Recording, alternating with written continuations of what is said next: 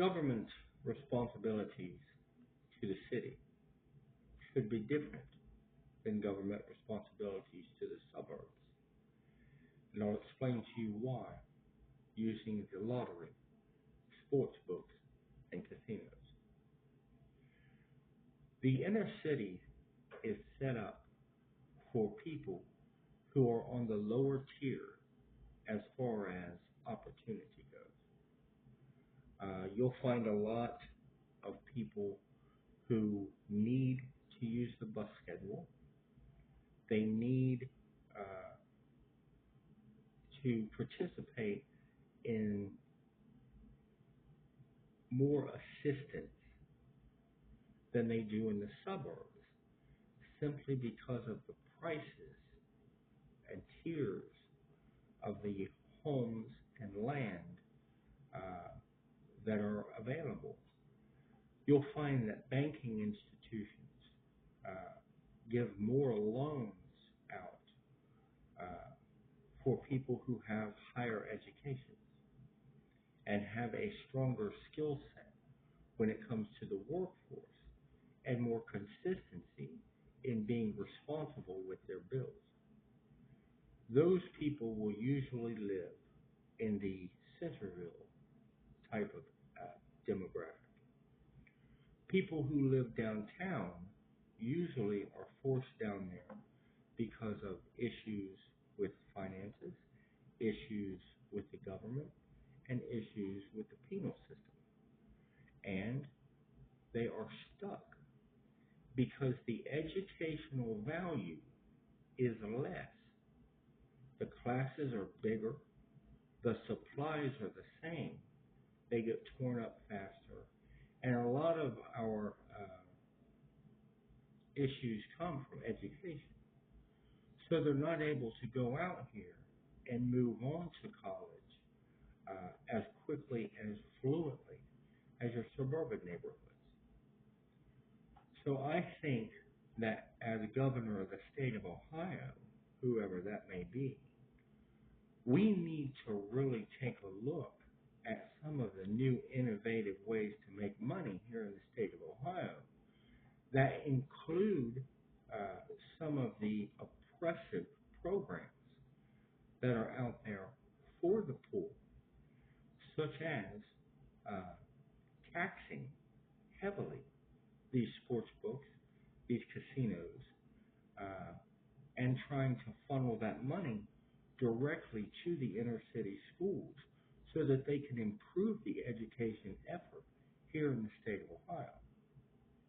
I also think that we have to take a real look and have a real conversation about charter schools because you don't want riffraff coming into your school from either direction.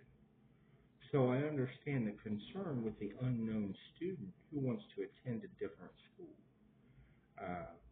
And I think that a lot of that should carry a lot of weight as far as when we're trying to vote on whether or not to bus these children to and from different school districts.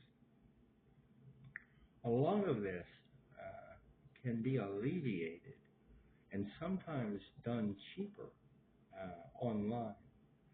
And if we take the initiative as parents to assign our children different projects when they're not in school so that they can continue learning under our tutelage, just like they did under the wonderful teachers at their school. Many times out here in society, as adults, we get caught up in the work-sleep routine, and we forget that we need to go the extra mile to ensure that our children have a full skill set and all the tools they need to participate in work life, not only after high school, but after college. Second, I think that it's high time that we make accountable the moral trendsetters that sit in the church pews on Sundays and Wednesdays. And they need to become more accountable with what they're doing with the tithes and the monies created at church. I know it's unpopular, and I know that they get mad about it, which concerns me even more. Because what are you hiding? There's no reason to be upset. Jesus would want you to educate our children, make our children safe, protect our children from disease, and to keep our children busy in programs like the U.S. for Hope program that I keep harping on. When we take our children outside of the environments that they're used to, they learn more. I'll give you a perfect example. If you take a person who grew up in a completely black neighborhood that was not around whites and put them in a situation where they started to hang around a white friend, they're going to learn more about how white people are instead of speculating. And it's going to also work in the reverse as they teach the white person to look at things on an individual basis and not fall into that trap of assuming or listening to a bunch of people who are out of touch with today's modern society. I always have admired people who are risk takers, people who want to go the extra mile. And I think that we need to look for that in politicians. One politician in particular that I sort of became enamored by was Governor DeSantis down in Florida. There's a lot of things that I agree with him about. There's a lot of things I don't agree with him about. But I'm sure that he would be the first to tell you that if you take a school like a St. Thomas Aquinas down in Florida, and you compare it to a school, say a North Broward Prep, there are advantages to the private school, the private religious-based school, that the kids or young adults at St. Thomas Aquinas don't have. And as a society, I think we need to make it more even as far as opportunity goes for all of our children, not just the ones who grow up, you hate to say privileged, but they are. If you're living in a place that's known for its money and wealth, they have the top policing, they have the top schools, and they're starting out with a starting line that's further ahead than our inner city students or our students from the lesser financial established institutions. Also, if you take a look at the Mothers of Mercy 3.2 Act that I proposed, you can find a breakdown of the proposed money that would go into 5 different programs. And those programs are generalized, of course, and they could be suited for your particular agenda.